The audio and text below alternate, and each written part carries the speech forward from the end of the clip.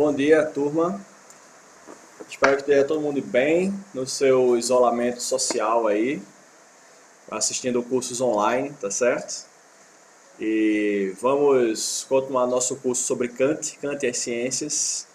Antes de voltar para a leitura do texto, vou fazer algumas considerações iniciais, né? Uma coisa que eu tenho percebido ao ministrar essas aulas à distância, né, é que a maior diferença no trabalho realmente é não ter a interação com os estudantes, a interação com a turma. E para mim isso faz muita diferença, porque se eu estivesse dando essa aula, né, numa sala de aula cheia de estudantes, eu com certeza saberia dizer se as pessoas estão entendendo ou não estão entendendo o assunto, né? Já como sou apenas eu falando para uma câmera, fica mais difícil. Então eu preciso do feedback de vocês, né? Para que vocês respondam nos fóruns, né, quais são as suas dúvidas, o que é que vocês entenderam, o que é que vocês não entenderam. Eu vou fazer uma observação, dizer que algumas notícias que eu recebi, né, de alguns estudantes que me contactaram que o curso tá difícil, né, o texto é complicado.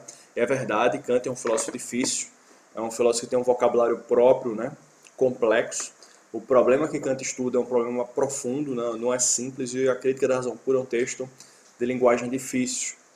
Então, assim, é normal que a gente tenha dificuldade, mas eu vou tentar fazer o possível para passar para vocês aí à distância os conteúdos corretos, tá certo? Como interpretar o texto, quais são os temas que Kant trabalha, ok?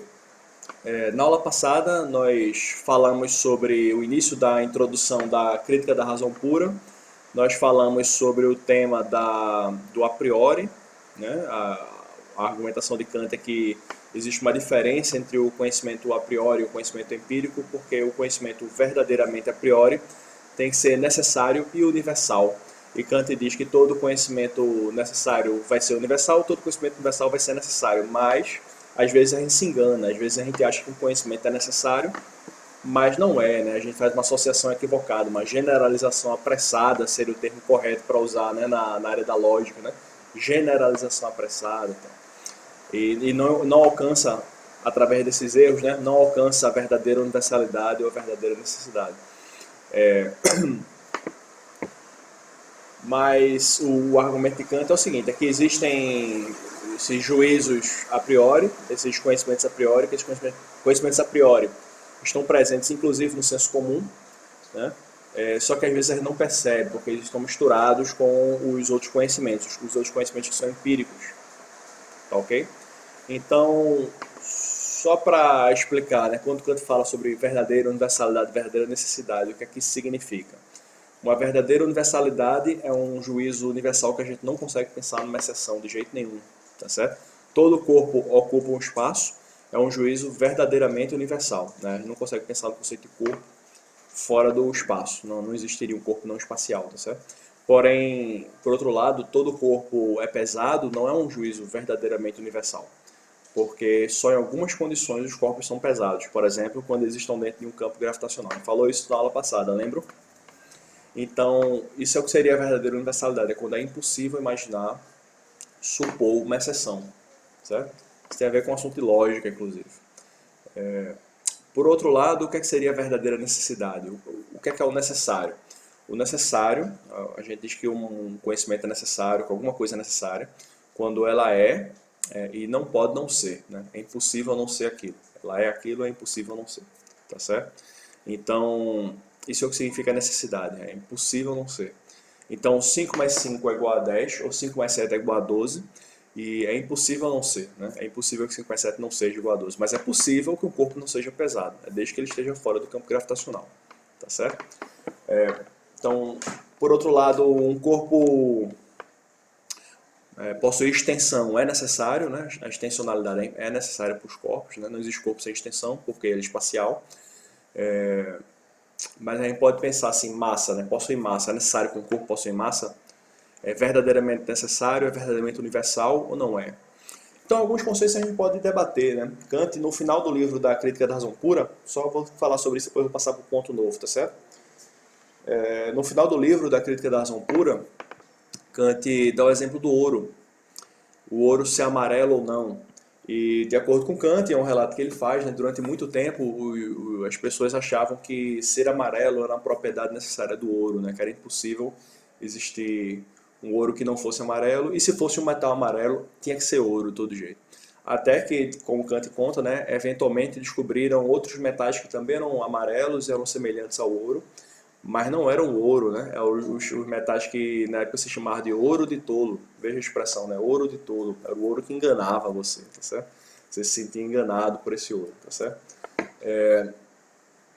Então, o que se revelou é que durante muito tempo se achava que ser amarelo era necessário do ouro para o ouro tinha que ser amarelo, se fosse amarelo e fosse metal era ouro, mas depois se descobriu que não, né? Que é possível existir ouro que não é amarelo e também é possível existir metais amarelos que não são ouro. Então é possível se enganar a respeito do juízo, né? De se uma coisa é necessária ou não, tá certo? Se é uma coisa necessária ou não, ok? Claro que o juízo da cor do ouro é um juízo empírico, né? Não é um juízo a priori, a gente precisa da experiência mundana, a experiência de mundo para saber a cor do ouro, mas é só para mostrar que às vezes o que a gente julga como sendo necessário pode mudar na medida que a gente vai descobrindo novas coisas. Agora, Kant diz que existem alguns juízos que não são só a priori, como são absolutamente a priori, absolutamente puros, né? Juízos que não levam nada da experiência, da nossa experiência sensorial, mas mesmo assim são necessários. Os juízos da matemática, por exemplo, e de uma parte da física são dessa maneira, tá certo? São juízos absolutamente necessários. Kant também, no ponto 3 da introdução, Kant fala sobre a metafísica, como é que a metafísica se encontra nessa situação, né? A metafísica Kant define como conhecimento puramente através de conceitos, né? Um conhecimento que busca se elevar além dos limites da experiência através da análise de conceitos, né? Como o exemplo do motor imóvel de Aristóteles, né? Um objeto que move outras coisas, mas por si mesmo não é movido, que seria uma consequência lógica da análise do movimento que Aristóteles faz, tá certo? Como é que fica o status da metafísica nesse campo aí dos conhecimentos a priori, os conhecimentos necessários?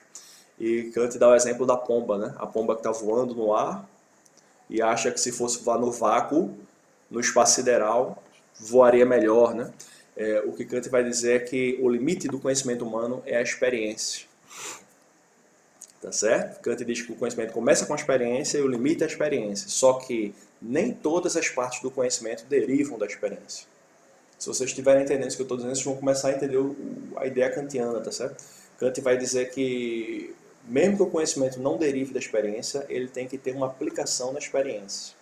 Senão, ele não é conhecimento. Essa é a ideia kantiana, certo? E a metafísica não tem origem na experiência, tem origem nos conceitos, nas ideias, mas ela não se aplica à experiência, ela quer superar a experiência. Por isso é que ela dá errado. E essa seria a diferença da matemática, por exemplo, e da física, que a matemática e a física se aplicam na experiência. A gente vai deixar de falar mais sobre isso em aulas aí no futuro, né? A nossa última aula que eu tenho planejada, a aula número 10, vai ser sobre isso, vai ser sobre como a matemática se aplica na experiência e tal.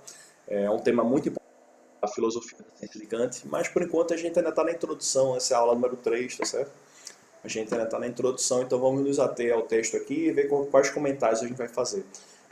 A aula de hoje vai começar no tópico 4 da introdução, se chama da distinção entre juízos analíticos e juízos sintéticos. Juízos analíticos e juízos sintéticos, tá certo? E é uma distinção muito importante, vamos ver o que Kant diz, é uma parte muito importante da crítica da razão pura, a diferença entre análise e síntese, a diferença entre o analítico e o sintético, o juízo analítico e o juízo sintético. Vamos começar a leitura aqui e vamos fazendo os comentários, né? Em todos os juízos nos quais se pensa a relação entre um sujeito e um predicado, apenas considero os juízos afirmativos porque é fácil depois mostrar, né, a aplicação aos negativos. Então ele vai falar só dos juízos afirmativos, mas os negativos se encaixam também nessa regra. Esta relação, a relação entre o sujeito e o predicado, é possível de dois modos. O predicado B pertence ao sujeito A, como algo que está contido implicitamente nesse conceito A, ou B está totalmente fora do conceito A, embora em ligação com ele. Ok? Ou está contido, o predicado está contido no sujeito, ou não está contido no sujeito, tá certo? No primeiro caso, o caso em que o predicado está contido no sujeito, chamo analítico ao juízo, O segundo, sintético. Sintético é quando há essa ligação, mas um predicado não está contido no sujeito. Mas mesmo assim há a ligação. A ligação se chama síntese, você está sintetizando, é juntando duas coisas. Tanto os juízos afirmativos são analíticos quando a ligação do sujeito com o predicado é pensada por identidade. O primeiro critério de analicidade é pertencimento, né? O segundo é identidade. Aqueles, porém, em que essa ligação é pensada sem identidade deverão chamar-se juízos sintéticos. O terceiro critério da analiticidade que a gente introduz poderiam também, a próxima frase, os primeiros poderiam igualmente denominar-se juízos explicativos e os segundos extensivos. Então Kant diz que os juízes analíticos, o predicado pertence ao sujeito, é a primeira coisa que ele diz. Depois ele diz dos juízes analíticos que o predicado é idêntico ao sujeito, pode ser pensado por identidade. E depois ele diz que os predicados são explicativos, eles explicam os sujeitos. Se você acha um pouco confuso, é porque tá certo? É uma parte muito básica da crítica da razão pura, né? Não é a coisa mais difícil da crítica da razão pura, mas Kant é famoso, né, por ter esse jeito de escrever, né, em que ele torna as coisas mais confusas do que o necessário. Muita gente já criticou Kant afirmando que ele não tem uma definição clara da analiticidade, mas é uma das coisas mais importantes do livro dele, né? Por que é que ele dá 3 definições da analiticidade? Então, é um problema, tá certo? Na filosofia de Kant, mas ele trabalha dessa maneira. Ele acha que são essas 3 definições, né? Elas são independentes entre si, uma implica a outra. Isso é um debate, existe um debate sobre isso na literatura secundária, tá certo? Nos autores que comentam Kant. Mas acho que, para o nosso caso aqui, que é um curso de introdução, né? Acho que dá para a gente entender o que seria essa analicidade. É quando o predicado diz uma coisa que já está no sujeito, tá certo? Já está contido no sujeito. Todo círculo é redondo, seria um exemplo aí, tá certo? Ser redondo estaria contido na ideia de círculo. Mas vamos continuar. Então, o analítico é o explicativo, o sintético é extensivo. Por que o sintético é extensivo? Porque ele estende as informações contidas no sujeito. Ele adiciona informações novas que não estavam presentes no sujeito já. O predicado adiciona, tá certo? Então vamos lá. Os segundos são extensivos. Porque naqueles, o predicado nada acrescenta ao sujeito. Nos analíticos, o predicado não acrescenta nada de novo ao sujeito, tá certo? E apenas pela análise, o decompõe em conceitos parciais, tá certo? A decomposição aí, tá certo? Dos conceitos parciais. Decomposição é um critério novo? Eu acho que não, porque ele já disse que está contido, né? Ele disse que um conceito está contido no outro. Se está contido, você pode decompor, né? Decompor. Que já nele, eles já estavam pensados, embora confusamente. É um tema comum em Kant, que os juízes analíticos esclarecem confusões, tá certo? Ao passo que os outros juízos, os sintéticos, pelo contrário, acrescentam, né, ao conceito do sujeito um predicado que nele não estava pensado e ele não podia ser extraído, né? Nele não podia ser extraído, né? Ele usa aqui a decomposição, aqui ele usa a extração, tá certo? Veja como o Kant não se atém a uma só nomenclatura, né? Não se atém a um só conjunto de termos, ele faz sempre acrescentando novas palavras. Isso não é um jeito muito claro de fazer filosofia não, tá certo? Mas é o estilo de Kant. Então a gente vai entender, né? Vai tentando associar, tá certo? Então ele não pode ser extraído por qualquer decomposição. Ele está dizendo que a decomposição extrai, tá certo? Quando eu digo, por exemplo, que todos os corpos são extensos, enuncio um juízo analítico. Ok? Por quê? Aí ele vai explicar. Pois não preciso ultrapassar o conceito que liga a palavra corpo para encontrar a extensão que lhe está unida. Basta-me decompor o conceito. Então não preciso ultrapassar, tá certo? Não preciso ultrapassar. Basta decompor o conceito. Então, ok? Isto é, tomar consciência do diverso que sempre penso nele para encontrar este predicado. O Kant está dizendo que você já pensava no conceito de corpo, o conceito de extensão, mas estava oculto. Por quê? Porque estava confuso. Havia uma diversidade de conceitos associados ao conceito de corpo, e quando você diz que o corpo é extenso, você não está acrescentando nada novo ao conceito de corpo, você está só esclarecendo algo que lá já estava presente, embora confuso, tá certo? Isto é, Kant continua aqui, né? Tomar consciência do universo, que sempre, já tinha lido essa parte, né? Para encontrar esse predicado, um juízo analítico. Pois é um juízo analítico. Pois um juízo analítico. Em contrapartida, quando digo que todos os corpos são pesados, aqui o predicado é algo de completamente diferente do que penso no simples conceito de um corpo em geral. A adjunção de tal predicado produz, pois, um juízo sintético. Ok? A gente não acha que peso é um conceito inerente ao conceito de corpo. Peso é um efeito que ocorre quando os corpos estão no campo gravitacional. Já falei disso algumas vezes, né? É isso. Então, por isso é sintético, porque é um conceito novo que está sendo acrescentado ao conceito de corpo. Tá certo? Continuando, vamos continuar. Aqui, é uma parte que só existe na versão B, não existe na versão A da crítica, por isso que está entre colchetes, tá certo?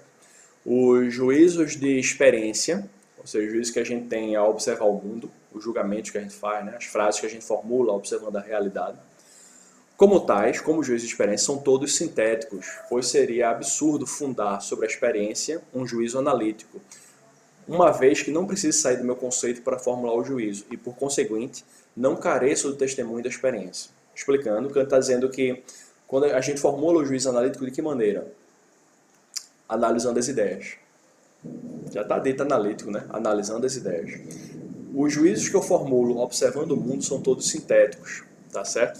Se eu disser assim, por exemplo, essa caneta é azul, esta caneta é azul, isso é sintético, o conceito de azul não estava presente no conceito da caneta. Como é que eu formulei o conceito desta caneta é azul? Observando uma caneta no mundo, observando uma caneta no mundo, tá certo? Uma caneta aqui do meu lado, uma caneta azul, beleza? Então, vamos lá. Para um juiz analítico, não carece de testemunho de experiência. Que um corpo seja extenso é uma proposição que se verifica a priori e não um juízo da experiência. Por que Kant? Kant vai dizer, porque antes de passar a experiência, já possuo no conceito todas as condições para o meu juízo. Basta extrair-lhe o predicado segundo o princípio da contradição. Isso aqui Kant está acrescentando agora, né? O princípio da contradição. Vou explicar, deixa eu só terminar a frase. Para simultaneamente adquirir a consciência da necessidade do juízo. Necessidade essa que a experiência nunca me poderia ensinar. Então veja duas coisas aqui, né? Kant diz que a gente extrai do conceito segundo o princípio da contradição. O princípio da contradição, algo não pode ser e não ser a mesma coisa ao mesmo tempo. Kant diz que o único princípio que rege os juízos analíticos é o princípio da contradição, tá certo? Se é essencial ao conceito de corpo o conceito de extensão, possuir um lugar no espaço, ocupar espaço, a extensão é isso, tá certo? Se é essencial ao conceito do corpo o conceito de extensão, um corpo não pode não ser extenso, ser não extenso, ser inextenso. Existe inextensão? Não sei se existe essa palavra inextensão não, tá certo? Mas o corpo não pode não ser extenso. E o único princípio que está se usando para chegar nessa consequência, nessa conclusão, é o princípio da contradição, o princípio de que uma coisa não pode ser seu contrário, não pode ser o que não é, tá certo? Então, esse é um princípio de lógica, é um princípio muito simples de lógica. Os princípios do juízo sintético são bem mais complicados, tá certo? Kant fala disso numa parte da crítica da razão pura, mas está bem mais para frente, não vamos nos preocupar sobre isso. Mas o único princípio do juízo analítico é o princípio da contradição. Então, para simultaneamente adquirir consciência da necessidade do juízo, né? Então, está dizendo o quê? Que todos os juízos analíticos são necessários. São necessários, porque o princípio da contradição, o princípio lógico, né? Se a gente disser que é necessário ao ser humano o conceito de racionalidade, a gente não pode dizer que o ser humano não é racional, seria contra o conceito de contradição, né? Contra o princípio de contradição. Se você quiser defender que o ser humano não é racional, você tem que defender que não estaria contido no seu conceito o conceito de racionalidade. E como é que você vai definir o ser humano sem ser com o conceito de racionalidade? Tem autores que trabalham essas ideias, claro, né? Estou só dando um exemplo, assim, o ser humano ser racional como um juiz analítico, ok? Agora vamos ver o que, é que ele vai dizer aqui, né? Ele diz também que o quê? Mais uma coisa, a experiência nunca ensina a necessidade. Se eu digo que uma caneta é azul, porque eu vi uma caneta azul, eu tive a experiência de uma caneta azul, isso não quer dizer que a caneta não poderia ser outra cor. A caneta é azul, mas poderia ser vermelho, poderia ser verde. Pelo contrário, embora eu já não inclua no conceito de um corpo em geral o predicado de peso, esse conceito, todavia, indica, todavia, um objeto de experiência obtido mediante uma parte dessa experiência. ou posso ainda acrescentar outras partes dessa mesma experiência, diferentes das que pertencem ao conceito de objeto. Beleza? Então ele está dizendo que o quê? Os sintéticos, os juízos sintéticos, eles não são necessários, mas eu formulo eles vendo uma parte da experiência e juntando com outra parte da experiência. Tá certo? Pega uma parte da experiência, junta com outra parte da experiência, faz uma síntese, porque a síntese ocorreu na experiência. Né? Por isso que é sintético, de síntese. Ok? Posso ainda, previamente, conhecer o conceito de corpo analiticamente pelas características da extensão, da impenetrabilidade, da figura. Kant está dizendo que através dessas características se formula o conceito de corpo. Através desses conceitos, extensão, impenetrabilidade e figura, você formula o conceito de corpo. Todas elas pensadas nesses conceitos. Ampliando agora o conhecimento e voltando os olhos para a experiência de onde abstrair esse conceito de corpo, encontro também o peso sempre ligado aos caracteres precedentes e, por conseguinte, acrescento sinteticamente como predicado a esse conceito.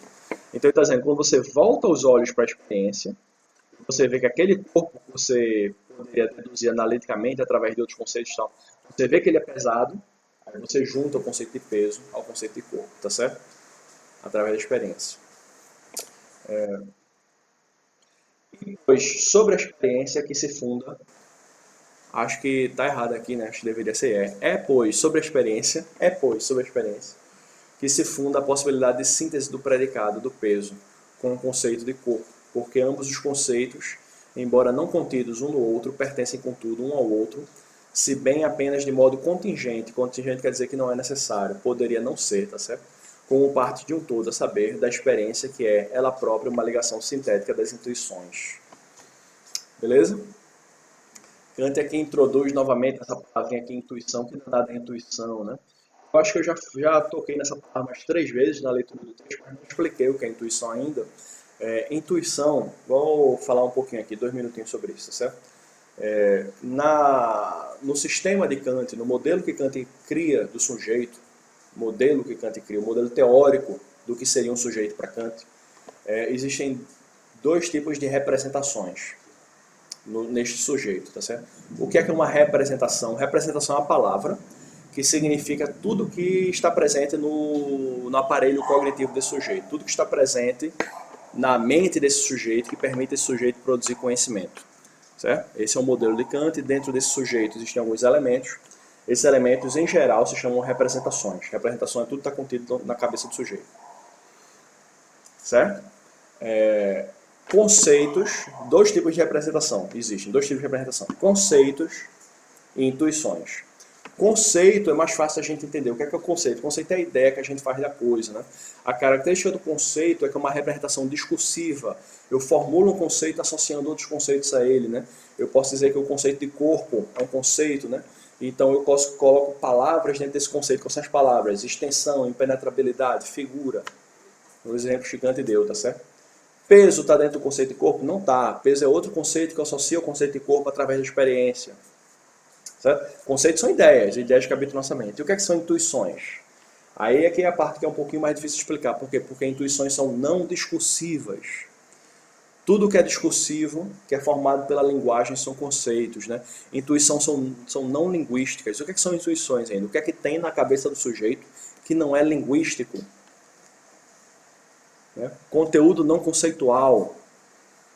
O que seria esse conteúdo não conceitual? Seria o conteúdo das minhas sensações. Né? Quando eu encosto em alguma coisa, eu tenho uma sensação do tato.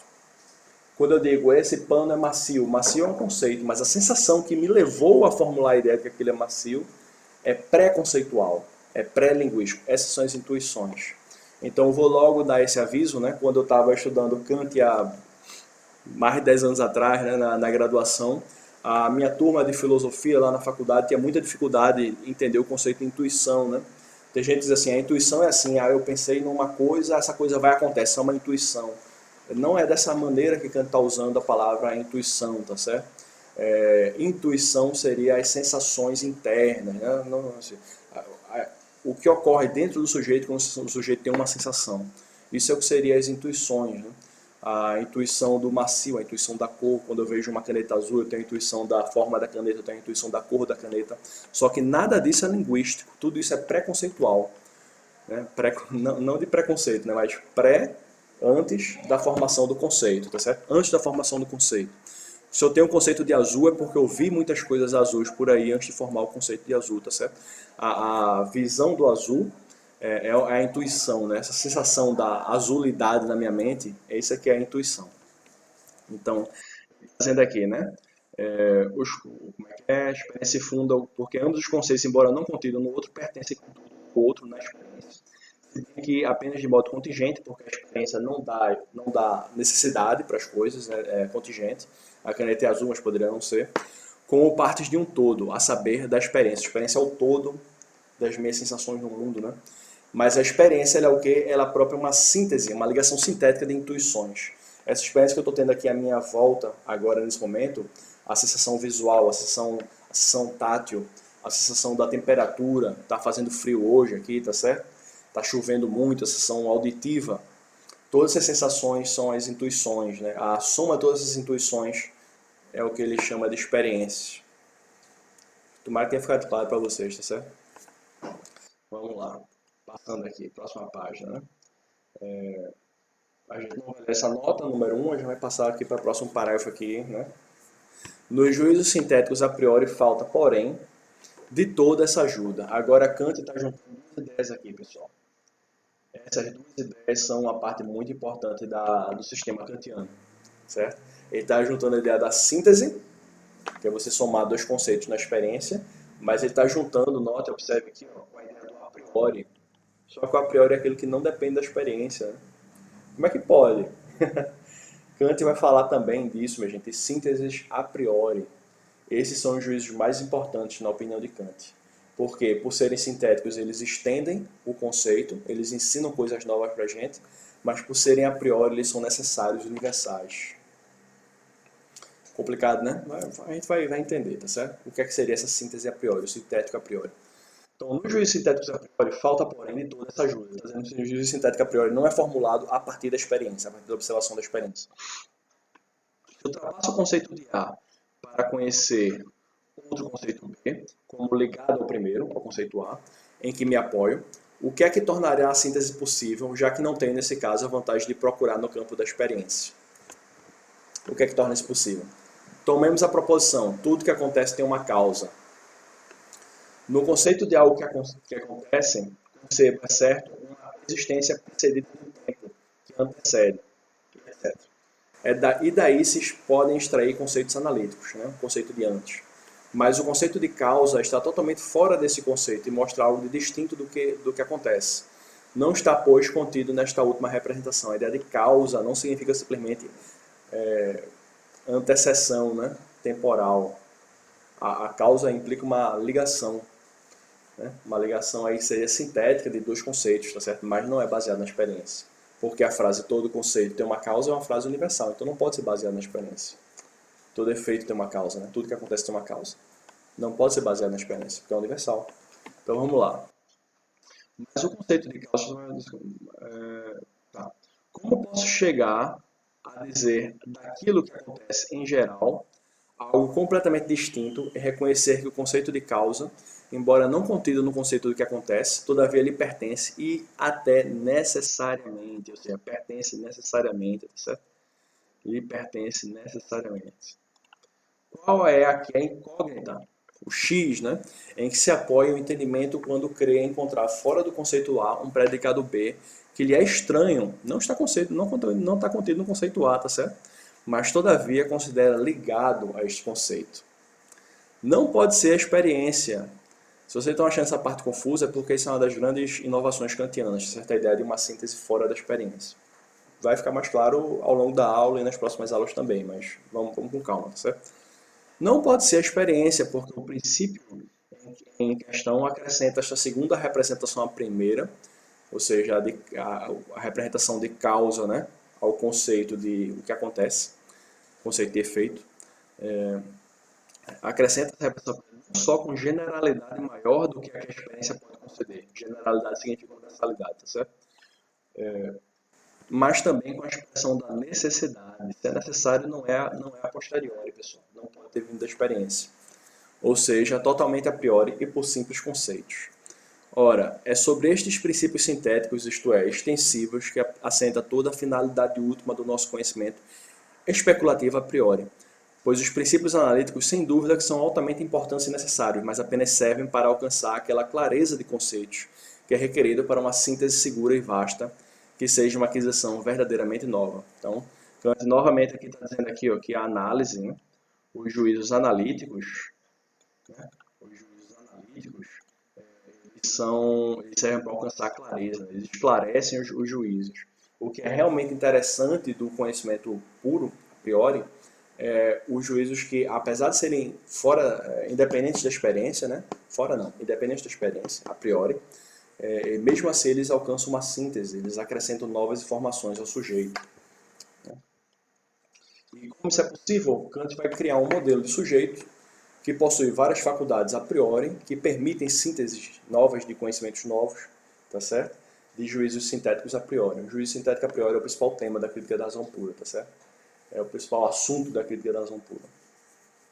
O objetivo é saber se a metafísica possui juízos sintéticos a priori válidos ou não. Vocês recordam, né, que eu tinha dito que para Kant o assunto mais importante da filosofia da ciência é o destino da metafísica, né? É o destino da metafísica, saber se a metafísica vale ou não vale. E a metafísica teria juízos que seriam sintéticos a priori. O problema é que, será que esses juízos valem? São juízos sintéticos a priori válidos? Esse é o problema de Kant. Então a gente tem que entender o sintético a priori. Para entender se ele é válido ou não, tem que primeiro entender o que é o sintético a priori, tá certo? Esse foi o tema desse tópico. Agora, ponto 5, né?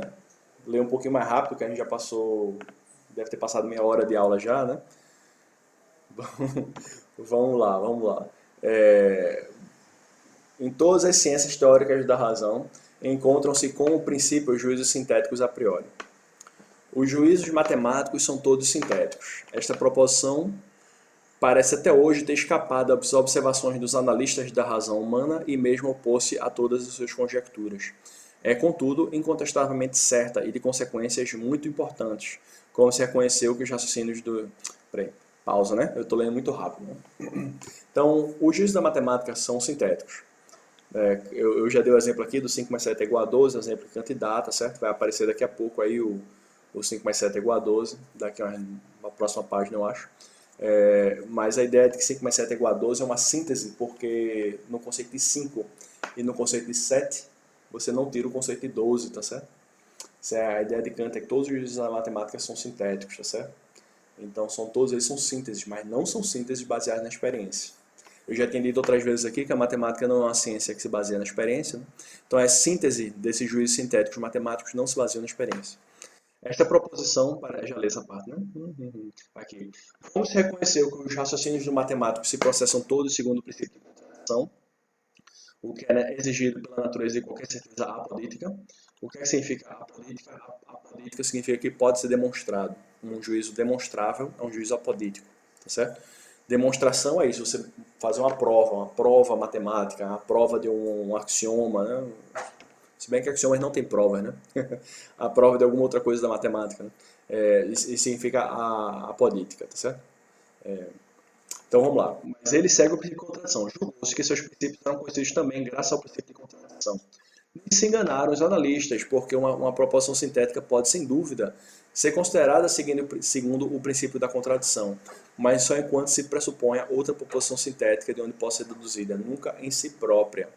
Então ele está dizendo que o princípio da contradição está presente também nos juízos sintéticos, né? Mas não é daí que ele vem. Ele só pode ser deduzido pelo princípio da contradição de um outro juízo se esse outro juízo também for sintético, né? Então a matemática não vem de juízos sintéticos. Aqui ele está conversando com Leibniz, tá certo?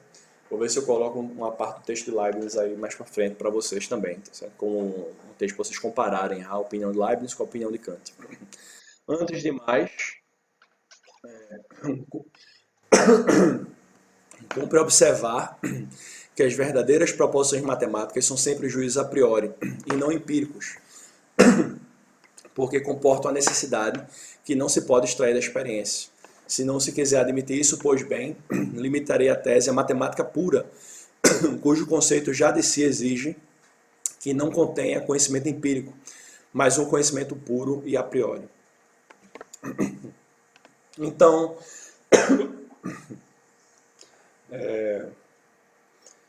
Eu já falei outras vezes, né, sobre a matemática. Vou fazer uma pausa aqui para beber um copo d'água e já volto, pessoal. Desculpa aí, pessoal, teve um engasgo aqui, né, minha garganta ficou coçando. Mas voltando, eu já havia falado sobre matemática outras vezes, que a matemática é necessária, que a matemática é a priori. Então isso não deve ser novidade para vocês, né? Ó, o 5 mais 7 igual a 12 aqui, ó. Ele está dizendo então, que a matemática toda ela é a priori. E ele diz assim, se você não quiser acreditar que toda matemática é a priori, acredite que pelo menos a matemática pura seja a priori. O que é a matemática pura? É a matemática dos números, né? Se você vai dizer assim, ah não, mas se eu for contar pedra, né? Se eu pegar uma pilha de pedra e contar pedra, essa matemática não é pura, não é a priori. Mas considera a matemática pura, que é a maior parte da matemática. A matemática das somas, a matemática da geometria, tá certo? Um conhecimento dizendo que é puro a priori. Eu já falei sobre isso em outras aulas, então não vou explicar muito, não. Vou passar aqui, né? À primeira vista, poder-se, sem dúvida, pensar que a proporção 7 mais 5 é igual a 12 é uma proporção simplesmente analítica, resultante em virtude do princípio de contradição do conceito da soma de 7 e de 5. Isso é o que Leibniz achava, certo, pessoal? Leibniz é um filósofo aí do século XVII. Kant está conversando com Leibniz nessa parte aqui do texto. Depois eu vou colocar um texto de Leibniz aí para a gente comparar, tá certo? Porém,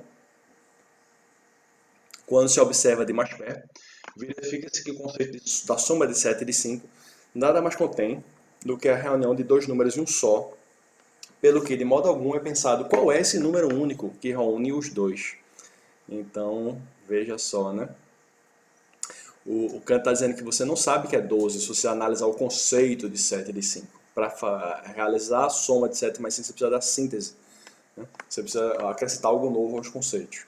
O conceito em 12 foi pensado pelo simples fato de ter sido concebido essa reunião de 7 e de 5. E por mais que analise o conceito que possui de uma tal soma possível, é o que eu acabei de dizer, né?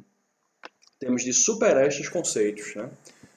Kant, no parágrafo anterior, né, no tópico anterior, quando ele fala sobre o que é a síntese, ele fala que é um ultrapassamento, né? Você ultrapassar o conceito. Aqui ele usa a palavra superar, né? Então, ultrapassar e superar, né? São duas palavras que ele usa para descrever o que é síntese. Né? Temos de superar esses conceitos,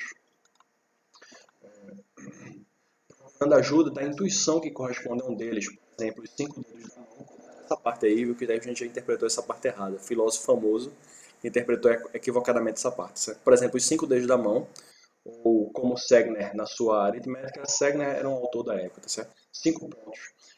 Assim acrescentar um a um ao conceito de 7 as unidades número 5 dadas na intuição.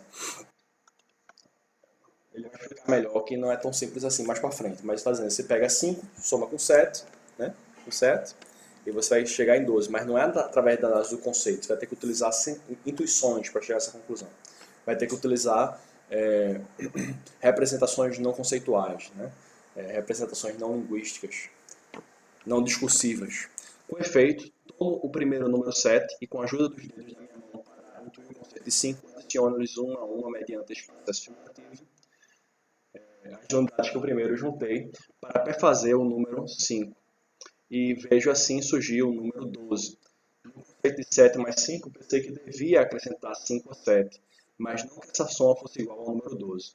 A proposição aritmética é, pois, sempre sintética, do que nos compenetramos tanto mais nitidamente quanto mais elevados sejam os números. Né? Isso é que a galera aí interpretou errado, né? Outros filósofos interpretaram errado. Então está dizendo que você sempre tem que somar pontos ou somar dedos para chegar nas conclusões. Né? Se você pegar um número muito elevado, 1000 mais 1000, você não vai somar 1000 dedos nem 1000 pontos, né? Mas Kant está dizendo que mesmo assim a gente usa uma intuição. Né? Mesmo assim a gente usa uma intuição, mesmo quando os números são muito elevados. E ele vai dizer que símbolos podem ser intuições. Né? Esse símbolo aqui, o símbolo do 5, ele próprio já é uma intuição. Ele não é só um conceito. Existe o conceito de 5, claro, mas também existe a intuição do 5. E pode estar meio confuso para vocês porque o negócio é complicado mesmo, né? Tem muitas coisas mais para frente aí que a gente vai falar sobre matemática em Kant e sobre física em Kant também. Mas essa é a posição inicial de Kant, que a matemática não opera através da análise de conceitos, tá certo? Através dela precisa de intuições para superar os conceitos. Então, veja só, tanto mais lentamente quanto mais elevados forem os números que se escolherem, pois então se torna evidente que, fossem quais fossem as voltas que dessem aos nossos conceitos, nunca poderíamos, sem recorrer à intuição, encontrar a soma pela simples análise desses conceitos. Agora sobre geometria. Do mesmo modo, nenhum princípio da geometria pura é analítico. Que a linha reta seja a mais curta distância entre dois pontos é uma proporção sintética, porque o meu conceito de reta não contém nada mais de quantitativo, mas sim uma qualidade. Kant está certo nesse ponto, está certo? A diferença entre reta e ponto não é a diferença de quantidade, é a diferença de qualidade. O conceito de mais curta tem de ser totalmente acrescentado e não pode ser extraído de nenhuma análise do conceito de linha reta. Tem de se recorrer à intuição, mediante a qual unicamente a síntese é possível. Então, no caso da geometria, a intuição seria o quê? Pontos no espaço, certo? Pontos no espaço. Essa seria a intuição. É certo que um pequeno número de princípios que os geometras pressupõem verdades analíticos e assentam sobre o princípio da contradição, mas servem apenas com proposições para o encadeamento do método, né? E não preenche as funções de verdadeiros princípios. Assim, por exemplo, A igual a A é um princípio de identidade, né? Mas esse princípio seria analítico, não seria sintético, é o que Kant vai dizer, tá certo? O todo é igual a si mesmo, ou A mais B é igual a A, o todo é maior que a parte. Esses seriam os juízos analíticos, né? Mas por causa do conceito de todo e de parte, tá certo? E de identidade. Mas esses não são os axiomas mais importantes da geometria, tá certo? E contudo, mesmo esses axiomas, embora extraiam a sua validade de simples conceitos, são admitidos na matemática apenas porque podem ser representados na intuição. O que geralmente aqui nos faz crer que o predicado destes juízos apodíticos se encontra já no conceito e que, por conseguinte, o juízo seja analítico é apenas a ambiguidade da expressão. Então veja só, né? Kant vai dizer que até esses mais simples são sintéticos. Né? Não tinha atentado para isso não. Cometi um deslize na explicação, né? Mas Kant corrigiu. Devemos, com efeito, acrescentar a um dado conceito determinado predicado, e essa necessidade já está já vinculada aos dois conceitos. Mas o problema não é saber o que devemos acrescentar pelo pensamento ao conceito dado. É antes o que pensamos efetivamente nele, embora de uma maneira obscura. Então, é manifesto que o predicado está sempre necessariamente aderente a esses conceitos, não como pensado no próprio conceito, mas antes mediante uma intuição que tenha se acrescentado a esse conceito. Então, veja só, está dizendo que os juízos mais fortes da matemática são todos sintéticos, tá certo? Agora, vou falar um pouquinho sobre física e encerrar a aula daqui a pouco, tá certo? A ciência da natureza... Ah, sim, ele tem metafísica aqui depois, né? Falar de física, depois metafísica, depois encerrar. A ciência da natureza, a física, contém em si como princípio os juízos sintéticos a priori. Limitar-me-ei a tomar como exemplo as duas proposições seguintes. Em todas as modificações do mundo corpóreo, a quantidade da matéria permanece a mesma, né? Ou em toda a transmissão de movimento, a ação e a reação tendem a ser sempre iguais uma à outra, né? A ação é igual à reação. Em ambas as proposições é patente não só a necessidade de sua origem a priori, mas também que são proposições sintéticas. Então, por serem necessárias, né? Esses princípios aí são a priori. As leis de Newton são todas a priori, né? Porque são universais, mas também são sintéticas, né? Pois no conceito de matéria não penso a permanência, apenas penso a presença no espaço que preenche. Então, a ideia de que a matéria permanece, isso é uma síntese. Né? Ultrapassa assim o conceito de matéria para ali acrescentar algo a priori que não pensei nele. A proposição não é, portanto, analítica, mas sintética, e não obstante pensar a priori. O mesmo se verifica na gestão das proposições da parte pura da física. Ok? Então, se você pensar assim na lei da inércia, todo o corpo em movimento até que alguma coisa atrapalhe, até que alguma coisa impeça, né? Essa é uma frase universal, né? Todo o corpo. Seria uma frase também necessária. Se é universal, tem que ser necessário. Mas não é através do conceito de corpo que a gente chega no conceito de inércia, tá certo? Não chega na ideia de que ele continua o movimento. Não é no conceito de movimento também que a gente chega na ideia de que o movimento continua até ser interrompido. Então são sínteses a priori, são juízos sintéticos a priori. É o que Kant está mostrando nesse parágrafo, nesse tópico da introdução. Na metafísica, terceiro ponto aqui, mesmo considerada apenas como uma ciência até agora simplesmente em esboço, em que a natureza da razão humana torna indispensável, deve haver juízos sintéticos a priori. Então a gente vai vendo que Kant repete, né, alguns assuntos. Ele já tinha falado que a metafísica é indispensável para a razão humana desde o prefácio, tá certo? Mas ele está dizendo aqui o quê? Que a metafísica deve haver juízos sintéticos a priori. Então, Cuidado para não achar que, não, Kant está dizendo que a matemática e a física têm juízos sintéticos a priori, mas a metafísica tem juízos analíticos. Não é isso que Kant está dizendo, tá certo? A metafísica tem juízos que, na sua forma, seriam juízos sintéticos a priori. O problema de Kant é, será que esses juízos sintéticos a priori, vão ser válidos? Esse é o problema para Kant, tá certo? Por isso, de modo algum se trata na ciência de simplesmente recompor os conceitos, que seriam juízos analíticos, que formamos a priori acerca das coisas, para explicar analiticamente.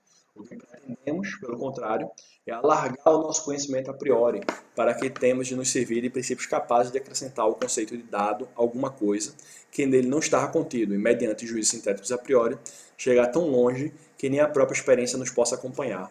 Isso ocorre, por exemplo, na proposição o mundo tem que ter um primeiro começo, etc. Assim, a metafísica, pelo menos em relação aos seus fins, aos seus objetivos, consiste em puras proposições sintéticas a priori. Note que Kant, o sistema kantiano, ele vai dizer que a metafísica não deu certo. Esse sistema metafísico não deu certo. Por quê? Porque apesar de ser possível formular conceitos a priori e juízos a priori, o limite do conhecimento humano é a experiência. Essa é uma ideia muito importante da filosofia da ciência de Kant. Então a matemática pode fazer somas a priori, mas se essas somas ou outras operações mais complexas, elas tentarem pressupor algo que a gente não consegue ter uma experiência disso, não daria certo. Só que observe que a matemática ela muitas vezes é simbólica, os símbolos eles contam como experiência possível também, a experiência dos símbolos. Só que a metafísica não, a metafísica tenta extrapolar qualquer limite da experiência. Ok? Então, essa seria a diferença entre a matemática, a física e a metafísica, certo? Ele vai falar mais disso no próximo ponto aqui, problema geral da razão pura.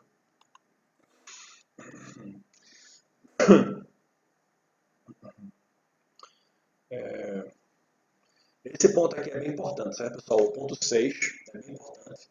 Só que a gente já está há muito tempo tendo essa aula, né? A aula está muito longa, então vamos parar por aqui e próxima aula a gente continua do ponto 6 da introdução. A introdução está quase acabando, tá certo? A gente deve terminar a introdução na próxima aula. Ok, pessoal? Então, tenha uma boa semana. Espero que todo mundo fique seguro aí contra o coronavírus. E a gente continua semana que vem. Um abraço para vocês e até mais.